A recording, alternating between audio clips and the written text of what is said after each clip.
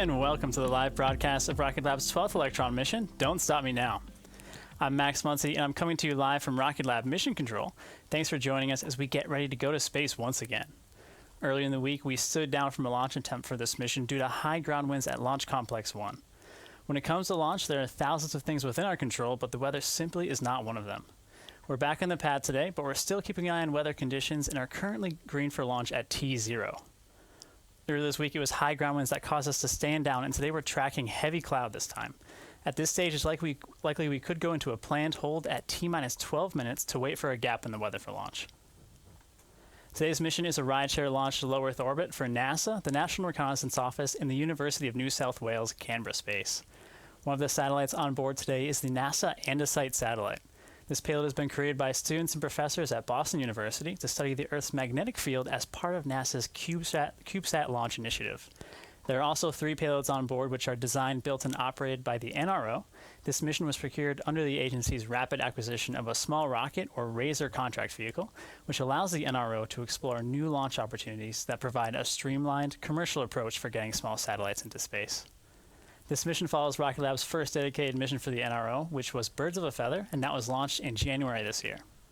The final small-sat onboard Electron is the M2 Pathfinder satellite, a collaboration between the University of New South Wales Canberra Space and the Australian government to test communications architecture and other technologies. We'd like to thank our mission partners for choosing Electron as their ride to space today. It's great to be able to meet the needs of a diverse payload class, from national security to research projects, all on the same mission. Now, as usual, we'll be ending the live broadcast shortly after kickstage separation, so we won't be bringing you live video of payload deployment. Keep an eye on our social media pages for updates regarding deployment after the webcast has concluded.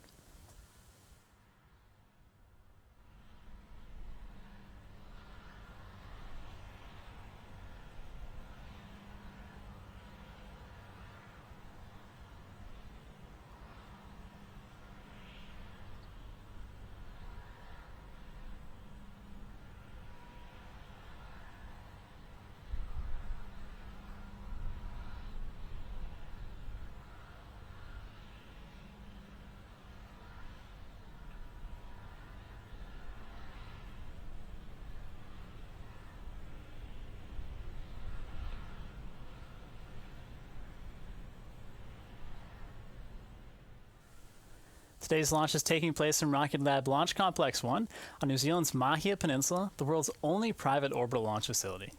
From our inception, the mission has been to open access to space for small satellites, and key to that access is launch frequency.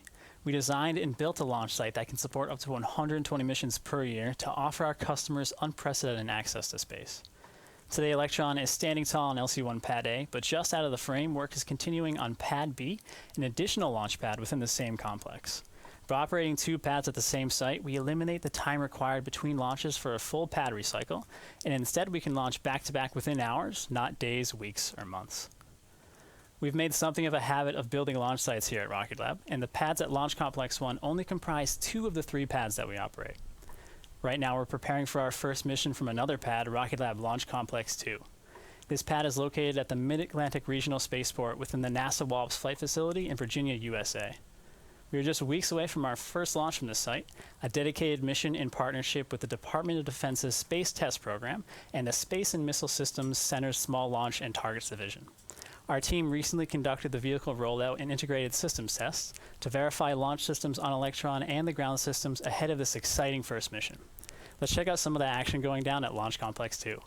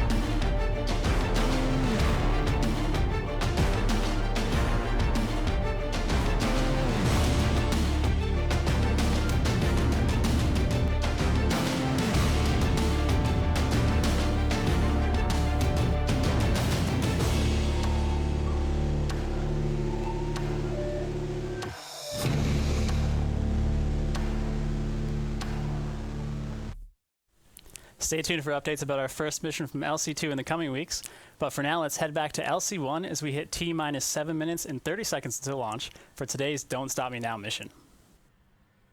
Confirm the FTS is green and enabled for flight. FTS is green and enabled for flight. Top clamp is open.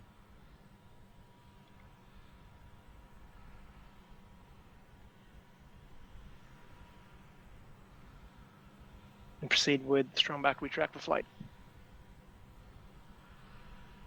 Retracting strong back.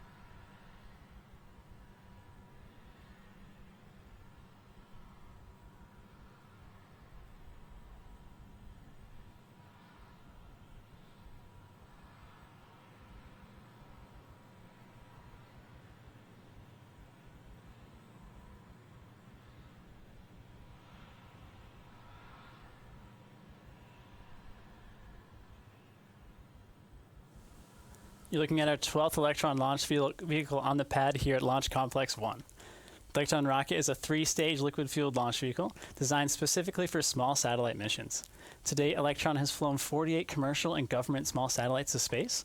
Successful deployment of today's payload will bring that total count to 53. The satellites on board this rideshare mission are safely encapsulated inside the rocket's nose cone structure, which you can see on the top of the vehicle, and that's otherwise called the fairing. As we make our way down Electron, you can see white stripes have formed around the vehicle's black structure.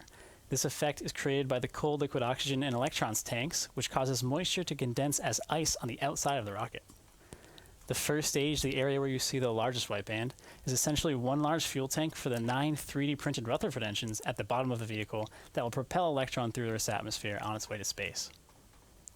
Now, when it comes to launch frequency, we've implemented numerous techniques like 3D printing and automated manufacturing to help us build and launch vehicles faster and more often. But what if we could avoid the need to build a whole new stage every flight? This is exactly what our team is working on right now. We are well into our development program to make Electron a reusable launch vehicle, a process that will involve retrieving Electron from the sky with a helicopter after it has descended back through the Earth's atmosphere under a parachute. While we're not conducting any recovery testing on today's mission, you can keep an eye out for recovery developments on our 17th Electron mission coming up later this year. In the past 3 years, Electron has become well acquainted with low Earth orbit, but in the coming months, we'll be venturing a little further, some 384,000 kilometers further. Early next year, Rocket Lab will launch a CubeSat into lunar orbit for NASA. This historic pathfinding mission supports NASA's Artemis program, which will land the first woman and next man on the moon by 2024. Using our Electron rocket and Photon lunar spacecraft, Rocket Lab will launch NASA's Capstone CubeSat into a unique lunar orbit. Capstone stands for Cislunar Autonomous Positioning System Technology Operations and Navigation Experiment. Capstone's primary objective is to test and verify the calculated orbital stability of the near rectilinear halo orbit around the moon, which is the same orbit planned for the Lunar Gateway. The Gateway is a planned small space station that will orbit around the moon to provide astronauts access to the lunar surface. It will feature living quarters for astronauts, a lab for science and research, and ports for visiting spacecraft. Capstone will also test a navigation system that will measure its position relative to NASA's Lunar Reconnaissance Orbiter, or LRO, without relying on ground stations. Capstone is one of the first steps to learn how to operate more robust missions in this orbit, and it's laying the groundwork for future exploration of our solar system. We are incredibly excited to be part of this historic mission, and we can't wait to share it with you. So as we continue through today's count, let me hand you over to the team in Mission Control to listen in on the final minutes before liftoff.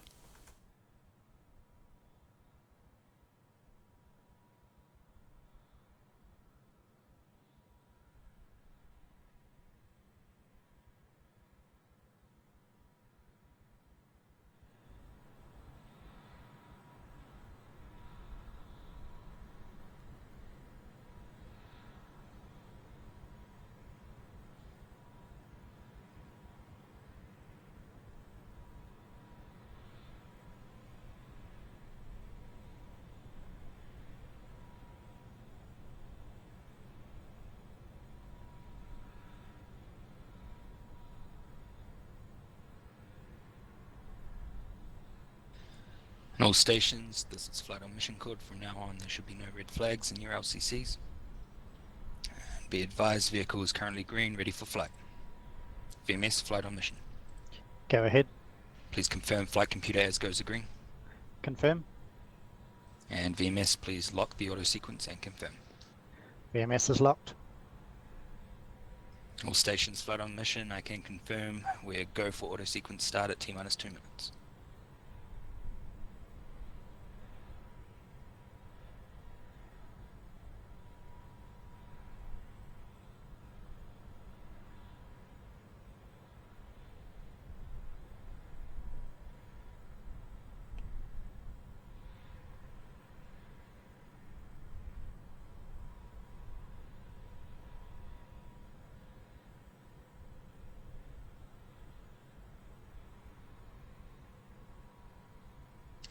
Avionics, flight on mission code. Flight avionics. Please confirm all AV bats have been switched to internal power. All AV bats are on internal On power. the auto sequence. Confirm stage power is disabled on all 3 stages. External power is disabled. All stations be advised, vehicles now on internal power. PLS flight on mission. PLS copies. PLS, please begin lot skid recirc. Copy. Beginning recirc.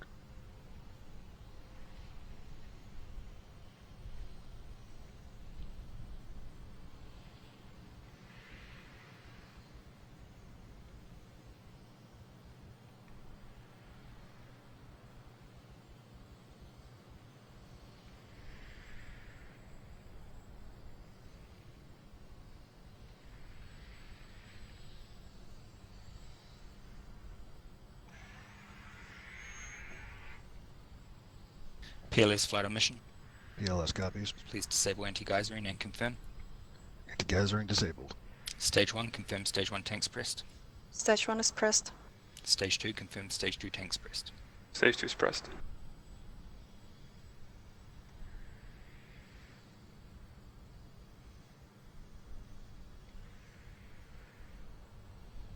Engine purge active. Deluge running.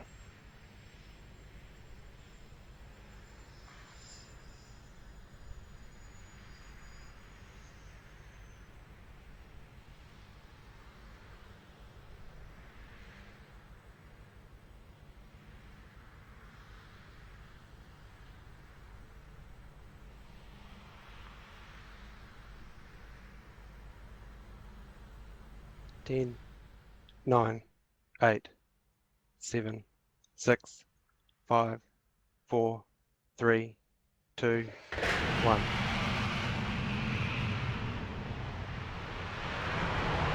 Vehicles clear the pad.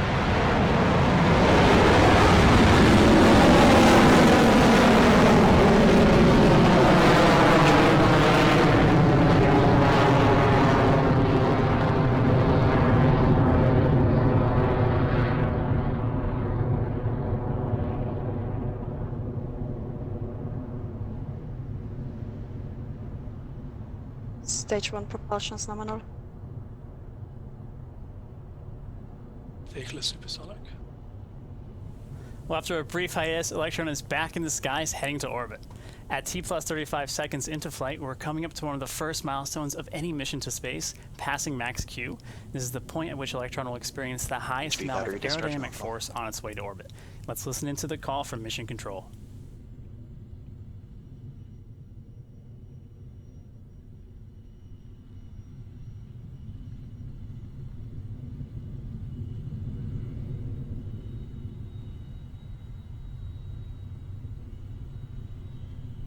Coming up on maximum dynamic pressure.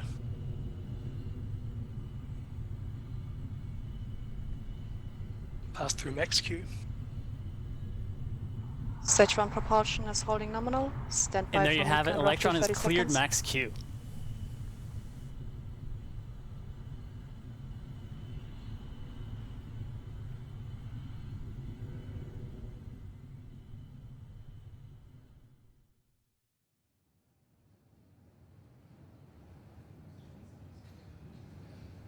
Entering burnout detect mode. AOS Chatham Station. Coming up next is main engine cutoff, or MECO, which occurs when the 9 Rutherford engines shut down after exhausting their fuel reserves. Upon shutdown, the empty stage is jettisoned so that stage 2 can ignite and continue on its journey to low Earth orbit. 30 seconds remaining.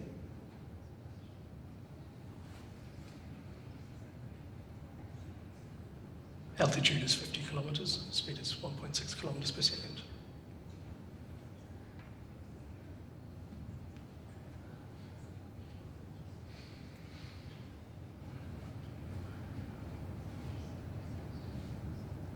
10 seconds to staging.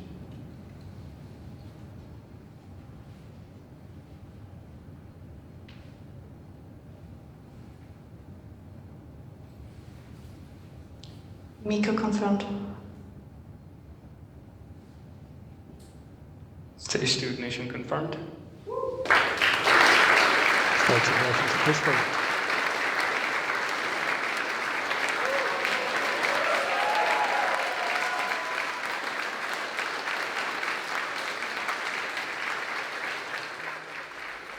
That's the call we're looking for. We've had successful MECO, clean separation of Electron's first stage, and ignition of the vacuum-optimized Rutherford engine on Electron's second stage. We're approaching T plus 3 minutes into this mission with fairing separation coming up Fairing next. separation complete.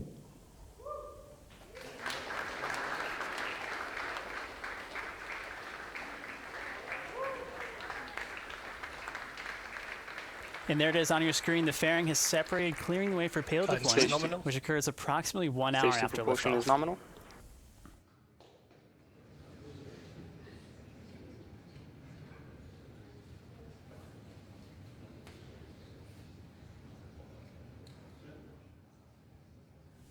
For the next few minutes, you'll be hearing the word nominal quite a bit. The latest call was from Kevin Garcia, our Stage 2 operator.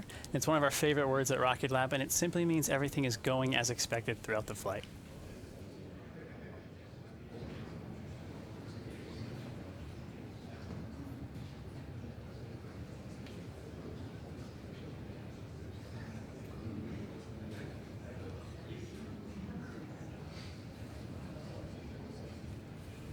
On your left, you'll see a view of the operators in the mission control room. These are the people you've been listening to throughout the broadcast on the mission control net, and they're monitoring all things launch related, from propulsion and telemetry data all the way through to our network traffic. We've heard plenty of updates from George Buchanan, our GNC operator today. The Rocket Lab GNC team are actively recruiting for senior roles in our Photon satellite program, so if you have a solid background in mathematics or physics, head to our careers section at rocketlabusa.com for more info. 250 seconds remaining.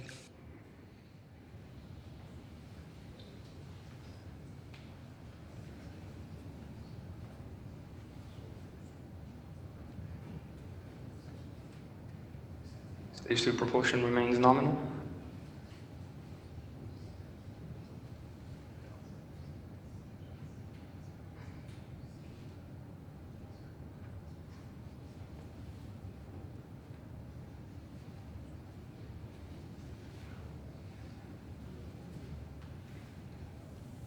Up next is the battery hot swap. This step is unique to Electron and its battery-powered pumps housed within the Rutherford engines. The pair of batteries that carried us thus far are nearing depletion, so to finish the job, we swap power over to a third fully charged battery. Let's wait for confirmation from Mission Control.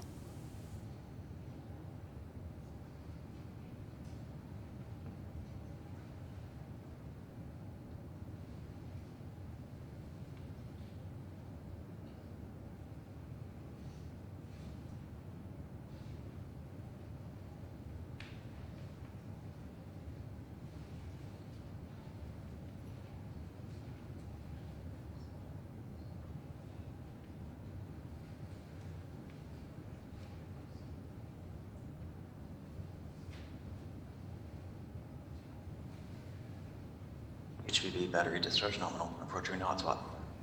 Throttling down.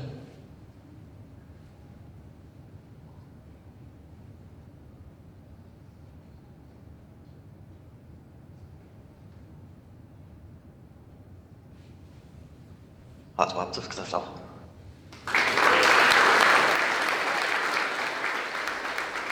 Battery jettison confirmed.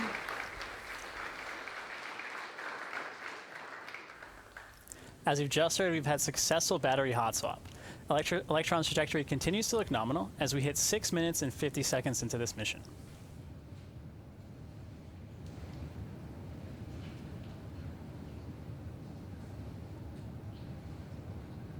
Stage 2 propulsion holding nominal.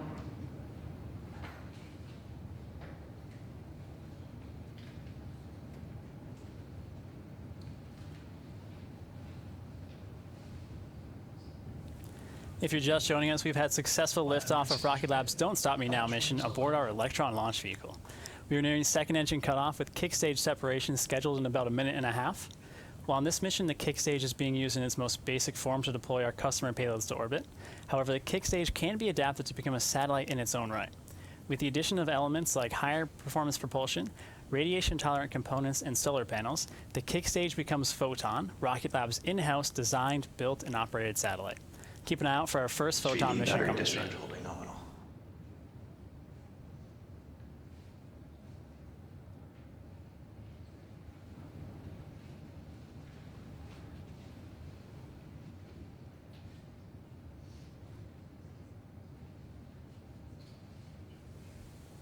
The next major milestone you'll hear is SECO, or second engine cutoff.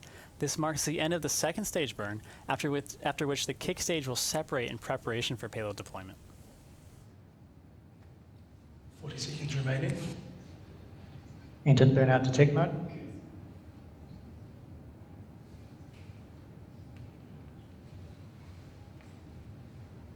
Guidance is in terminal.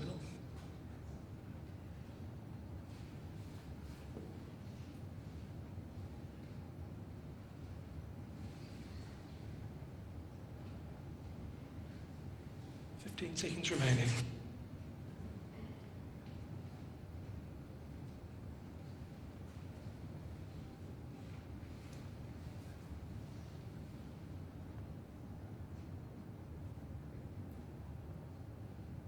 SECO confirmed. State separation confirmed. And we're going to get transfer.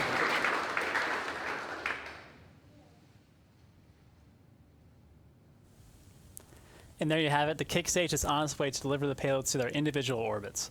For those of you who might be wondering what the kick stage is, here's a quick explanation of how this ingenious machine works to deploy payloads to orbit. Once the second stage takes us to an elliptical parking orbit, the kick stage separates and ignites its 3D printed Curie engine, circularizing the orbit.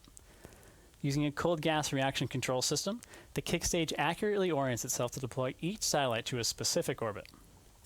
Using this system, the kick stage is able to insert its payloads with precise orbits, even on rideshare missions with multiple satellites like this one.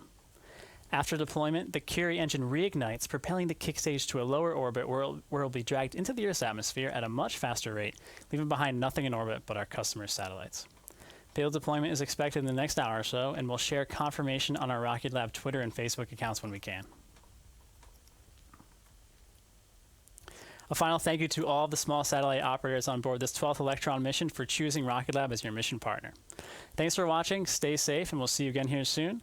I'm Max Muncy, and until next time, this is Rocket Lab Mission Control signing off.